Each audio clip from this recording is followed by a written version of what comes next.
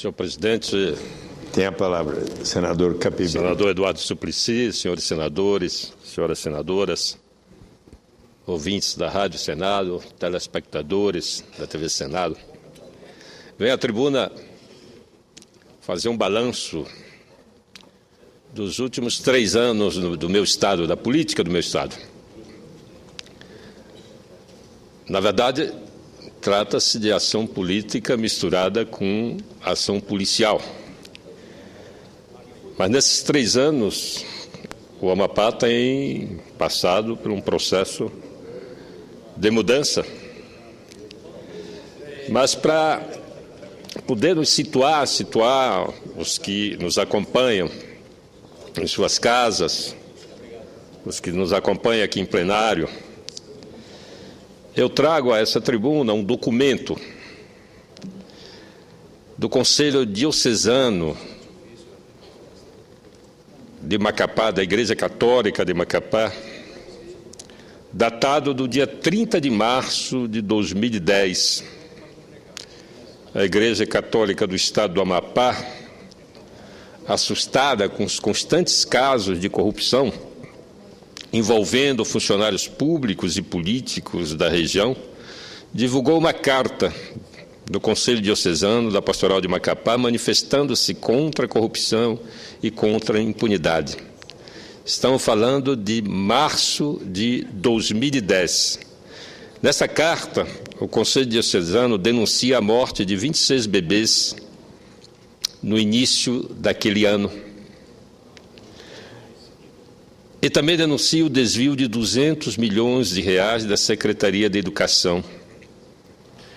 O ano letivo apenas para cumprir calendário e a perpetuação do prefeito de então. Essa carta faz uma análise profunda daquele momento. E a igreja começa se dirigindo a todos os irmãos e irmãs da Igreja Católica e a todas as pessoas de boa vontade. Diz a igreja: irmãos e irmãs caríssimos, no dia seguinte à celebração da festa de São José, padroeiro da nossa diocese e do nosso estado, nos reunimos com o nosso bispo no Conselho Diocesano da Pastoral. É nossa obrigação pastoral compartilhar com vocês os clamores e as angústias das muitas pessoas que procuram nossa comunidade e nossas pastorais para dizer a dor, o descaso e a humilhação que sofrem. É o clamor das famílias dos 26 bebês que morreram na maternidade pública entre os dias 26 de dezembro e 8 de fevereiro. A proximidade com o Natal nos faz lembrar outra matança de inocentes que aconteceu no tempo de nosso padroeiro São José. É o clamor das famílias que sofrem por causa do atraso do início do ano letivo e da precariedade de várias escolas sem merenda e sem condições de funcionar de forma satisfatória. Isso prejudica duplamente os alunos, pela falta de merenda e pela redução das aulas, que nunca serão repostas. Não podemos esquecer que tudo isso aconteceu logo após um carnaval marcado por denúncias e escândalos pela má aplicação de um grande volume de dinheiro público, fruto dos nossos impostos e que agora faz falta em outros setores bem mais importantes para a população. Ainda mais grave é a recente denúncia do Ministério Público a respeito de 200 milhões de reais que teriam sido desviados na área de educação e que devem ser somados aos que já foram desviados na saúde, na construção do novo aeroporto e em várias outras atividades. Essa carta, lembro a quem nos acompanha, é datada do dia 30 de março de 2010. E continua o Conselho Diocesano: é inaceitável o calvário dos doentes que precisam de tratamento fora do Estado ou de remédios caros e não estão sendo atendidos. Alguns acabam morrendo sem receber os mínimos cuidados. A morte anunciada, prematura, dolorosa e trágica do garoto Danilo representa todos eles.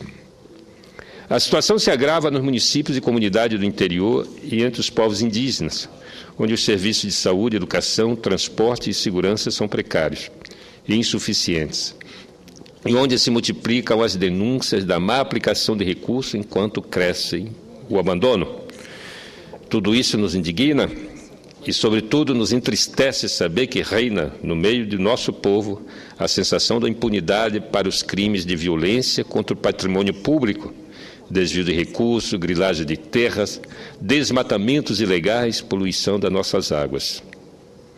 Ainda não foram punidos os crimes eleitorais das eleições municipais de 2008 e já estão bem adiantadas as articulações para as próximas eleições gerais.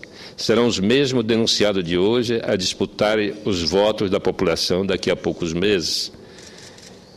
A Diocese fazia referência, em 2010, às eleições que aconteceriam em outubro daquele ano, e as mesmas pessoas concorreriam, disputariam e certamente ganhariam aquelas eleições se não tivesse a providência, ou talvez até a energia produzida pelo fervor dos católicos, uma intervenção decisiva da justiça para impedir a continuidade desses desmandos.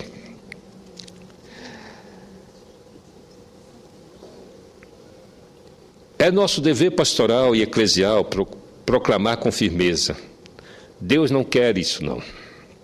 Estamos iniciando a Semana Santa, na qual celebraremos a vitória da vida sobre a morte de Jesus, que foi condenado por estar sempre ao lado dos mais pobres, a serviço da justiça do reino de Deus. A liturgia da Semana Santa e a meditação da campanha da fraternidade ecumênica pede a nossa conversão. Em primeiro lugar, precisamos mudar nosso coração. Não podemos ser omissos ou coniventes com o que vem acontecendo no Amapá, em prejuízo do bem comum da população. A vida tem sempre o primeiro lugar antes de riquezas e vantagens pessoais. Não podemos servir a dois senhores. Como diocese, devemos usar todos os espaços e ocasiões, celebrações, encontros, reuniões, estruturas e meios de comunicação, colocando-nos a serviço da justiça, renovando sempre nossos compromissos de fidelidade aos mais pobres, aos excluídos e aos esquecidos. E a carta conclui dizendo: esta Semana Santa, que iniciou com a memória do grito do povo dirigido a Jesus, salva-nos, filho de Davi, nos levará a assumir o compromisso de fazer com que ele fez, pondo-nos a serviço de todos e dando nossa vida para a vida de todos. Que Jesus, morto e ressuscitado, nos fortaleça e nos acompanhe nesse compromisso de sermos suas testemunhas até o fim da terra. Macapá, 28 de março de 2010, Domingo de Ramos, Conselho Diocesano da Pastoral da Diocese de Macapá. Essa carta foi lida nas homilias de todas as igrejas do Estado. Mas, mesmo com esse apelo dos católicos do Amapá, da Igreja, os desmandos continuaram. Mas a prece dos católicos chegou no alto. E no dia 10 de setembro de 2010, a cidade de Macapá amanheceu cercada, com contingente da Polícia Federal, cumprindo dezenas de mandatos de busca e apreensão e mandato de prisão e condução coercitiva de várias autoridades. Entre outras, do governador em exercício, que era candidato já, lembro, 10 de setembro, a menos de um mês da eleição, a polícia prendeu o governador, candidato à reeleição, prendeu o ex-governador, que teria governado o Estado até bem pouco tempo, e seria o candidato ao Senado, e era candidato ao Senado, a primeira-dama, ou melhor, as duas primeiras-damas, o presidente do Conselho, o presidente do Tribunal de Contas do Estado, e dezenas de autoridades, secretários. Entre esses, pelo menos 4 secretários de saúde foram presos ao longo das várias operações realizadas pela Polícia Federal a mando da Justiça. Mas o Brasil todo sabe dessa prisão, mas não conhece as consequências. E aqui eu vou falar das consequências do que se denominou a Operação Mãos Limpas, que se calcula, a Polícia Federal calcula que essa quadrilha, constituídas de autoridades do Estado, se calcula ter desviado em torno de 2 bilhões de reais ao longo de 8 anos. E claro que uma parcela significativa desse dinheiro era da saúde da população. O governo que assumiu a partir de janeiro de 2011 vem tentando reorganizar o Estado e principalmente a saúde da população. Mas enfrenta obstáculos quase diários e exigência de devolução de recursos. Eu tenho aqui a última devolução feita pelo governo do Amapá aos cofres da União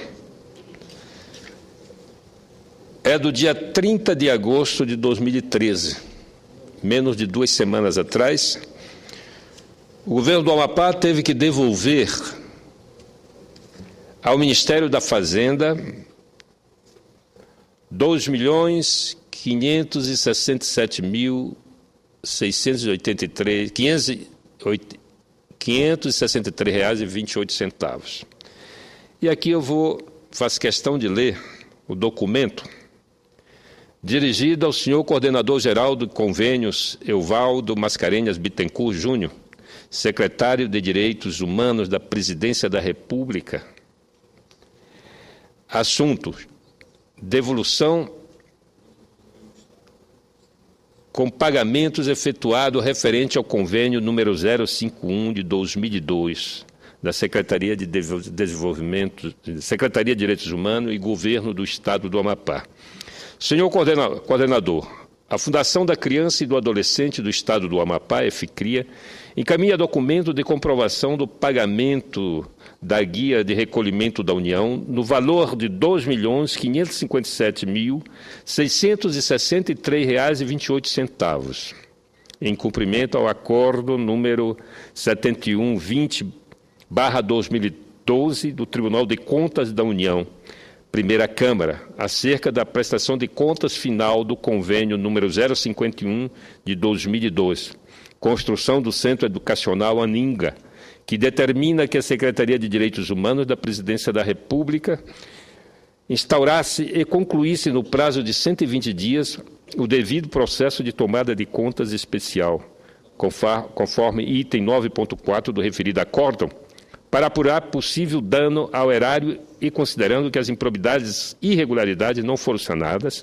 a Secretaria de Direitos Humanos da Presidência da República solicitou a devolução ao erário do valor de R$ 2.481.709,59, conforme determina o artigo 38 da Instrução Normativa número 01/97 da Secretaria do Tesouro Nacional.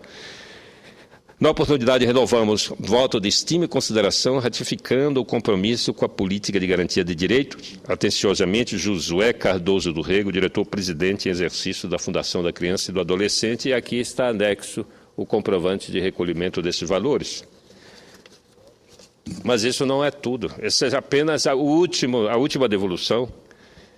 E eu tenho aqui uma listagem de mais 16 milhões de reais devolvidos, 16.731.780 devolvidos ao governo federal por falta de prestação de conta de dinheiro desviado, roubado, comprovadamente roubado, e que hoje esse dinheiro que poderia estar atendendo a comunidade, atendendo no presente, tem que ser usado para cobrir rombo do passado.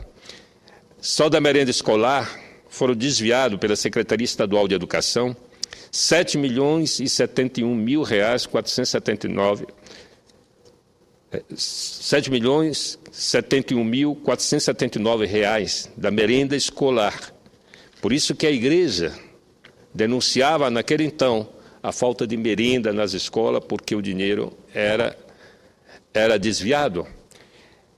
E as consequências são inúmeras. Os recursos de consignação descontado na folha de pagamento do servidor público, da ordem de 70 milhões de reais, não foram repassados aos bancos. E o governo que assumiu no dia 1º de janeiro de 2011 teve que repassar esse recurso. Teve que pagar com dinheiro que poderia usar para melhorar a vida das pessoas no presente, pagar os desvios que aconteceram no passado. E quase toda semana o governo se vê impedido de receber recursos federais por causa das inadimplências, da falta de prestação de contas. É verdade que uma parte da documentação, a maior parte dessa documentação, se encontra no STJ, nos processos que se movem contra essas autoridades que desviaram fortuna do Estado do Amapá. O que nós queremos? Nós queremos agilidade desses processos. E esse ano, a Meta 18 do CNJ se comprometeu a julgar todos os processos da entrada até 31 de dezembro de 2011, para que seja todo julgado até o dia 31 de dezembro de 2013. Para nós é fundamental esclarecer, julgar essas pessoas, para que nós, finalmente, do Amapá, saibamos quem são os culpados ou se no meio desses, quem sabe não tem algum inocente. O fundamental é que se julgue, que esse processo avance e que o povo do Amapá saiba definitivamente o valor surrupiado, desviado e também a identificação clara desses criminosos. Portanto, as consequências continuam e vão continuar por muitos anos. 2 bilhões de reais é uma fortuna para um Estado que tem um orçamento anual de 3 bilhões e meio. Mais da metade de um ano de orçamento foi desviado por essa quadrilha que se assenhorou do poder naquele Estado. A luta do governador é uma luta difícil, porque os vícios são profundos. Mas ele está conseguindo dar passos importantes. Na expressão de um deputado estadual, doutor Jaci Amanajás, que também é médico, numa audiência pública na Assembleia Legislativa do Amapá, ele declarou que nos 8 anos deste governo corrupto, claramente identificado em processo de corrupção, não se construiu um único puxadinho na área de saúde. E a população cresceu em mais de 200 mil pessoas. Portanto, os corredores da maternidade, os corredores dos hospitais do Estado são permanentemente lotados. E aqui, essa é uma luta que não se constrói hospitais. Tem várias unidades hospitalares em construção. Tem no Oiapoque, que está prestes a ser inaugurada. Tem em Santana, tem ampliação do Hospital da Criança e do Adolescente. Tem unidades de saúde sendo construídas em todo o Estado, mas isso não se resolve do dia para a noite. Uma obra não se constrói numa semana, num mês, e muitas das vezes nem mesmo em um ano. Mas a área de saúde e o governador estão empenhados em buscar solução, e nesse sentido nós temos aqui um passo fundamental, importante e reconhecido pelo Conselho Federal de Medicina. Eu tenho aqui, para encerrar esse meu pronunciamento, para mostrar que nem tudo é negativo, que nem tudo é pauta negativa, nós temos aqui uma agenda extremamente positiva. A notícia que diz que o Amapá teve aumento de leitos desde 2010. O Estado aumentou em 93 o número de leitos na rede pública de saúde. 9 estados apresentaram números positivos no cálculo final de leitos. Em 2 anos e meio, o Estado aumentou exatamente a partir de janeiro de 2011 até a data de hoje. O Estado aumentou em 93 o número de leitos. Levantamento realizado pelo Conselho Federal de Medicina, o CFM, a partir de informação do Cadastro Nacional de Estabelecimento de Saúde do Ministério da Saúde, aponta que em 2 anos e meio o Amapá aumentou em 93 o número de leitos na rede pública de saúde. e até o final do ano, esses números irão dobrar. Em janeiro de 2010, o Sistema Único de Saúde no Estado contava com 945 leitos. Em julho de 2013, o número saltou para 1.038 leitos. O Amapá está entre os 9 estados da Federação que apresentaram números positivos no cálculo final de leitos ativados e desativados desde janeiro de 2010. Rondônia, com 629, Rio Grande do Sul, 351, Espírito Santo, 239, Santa Catarina, 205, Mato Grosso, 146, Distrito Federal, 123, Roraima, 24, Tocantins, 9. Também registraram aumentos. De acordo com o estudo, 14 capitais conseguiram elevar a taxa de leito. Macapá tem atualmente 670 leitos, antes 642 em janeiro de 2010. A pesquisa aponta que em todo o Brasil, quase 13 mil leitos foram desativados na rede pública de saúde desde janeiro de 2010. Naquele mês, o Sistema Único de Saúde contava com 361 mil leitos, número que em julho deste ano caiu para 348. Portanto, eu trago esse dado positivo para mostrar o esforço do governador em busca de socorrer aqueles que mais necessitam e atender o clamor da Igreja Católica lá de 2010. A grande verdade é que esse clamor da Igreja foi atendido de forma quase milagrosa, pela intervenção da Justiça, que determinou a prisão de uma quadrilha que infelicitou o Estado ao longo de 8 anos. O que agora nós precisamos é de avançar, é de concluir as obras da área de saúde, é de termos mais médico, porque essa é a nossa necessidade. Nós estamos ampliando, duplicando os hospitais. Precisamos dos profissionais para poder fazer esse atendimento.